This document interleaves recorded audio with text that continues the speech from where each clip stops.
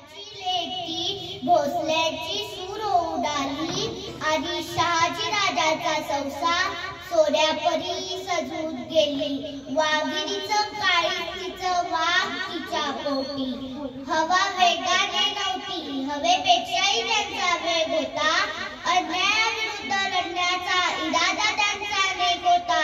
असा हा जिजाऊंचा शुभा लाखात नव्हे तर जगात एक होता. आई जिजाऊचे पुत्र हिरवी स्वराज्य संस्थापक राजाधिराज महाराज श्रीबद्ध श्रीवार योगी श्री छत्रपती शिवाजी महाराजांचा माझा बाराचा मुजरा. दैवत साऱ्या महाराष्ट्राचे अधिराज्याचे बडाबडाट. मित्रांनो, आज आपण सर्वजण छत्रपती शिवाजी महाराजांची जयंती मोठ्या उत्साहात आनंदात साजरी करत आहोत. आज अनेकांनी त्यांचा फोटो स्टेटसला ठेवला असेल. मी असे म्हणणार नाही की छत्रपती शिवरायांचा फोटो स्टेटसला ठेवू नका. तुम्हाला जर त्यांचा फोटो ठेवायचा असेल तर तो कायमचा आपल्या हृदयात ठेवा.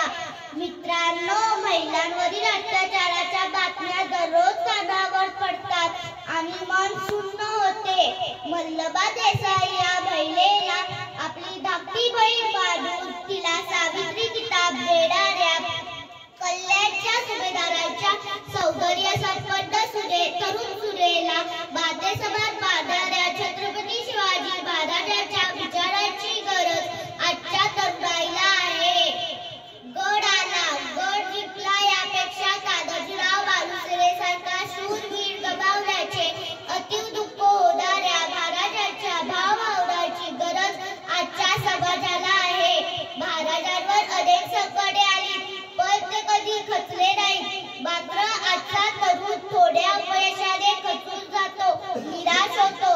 तरुणांनी अपयशाने खचून न जाता आलेल्या संकटांना न घाबरता छत्रपती शिवरायांचा आदर्श डोळ्यासमोर ठेवून दैनिक ज्ञानाचे यश प्राप्त करून स्वतःचे अस्तित्व निर्माण करणाऱ्या छत्रपती शिवरायांच्या आदर्शावर चालणाऱ्या तरुणांची आज देशाला गरज आहे.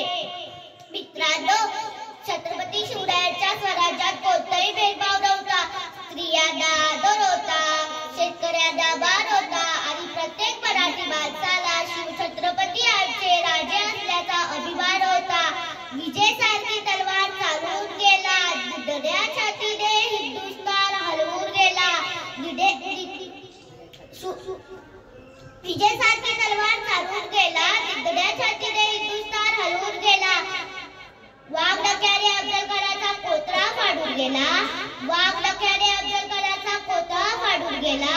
हिंदुस्थानात असा एकच राजा होऊन गेला, असा एकच राजा होऊन गेला.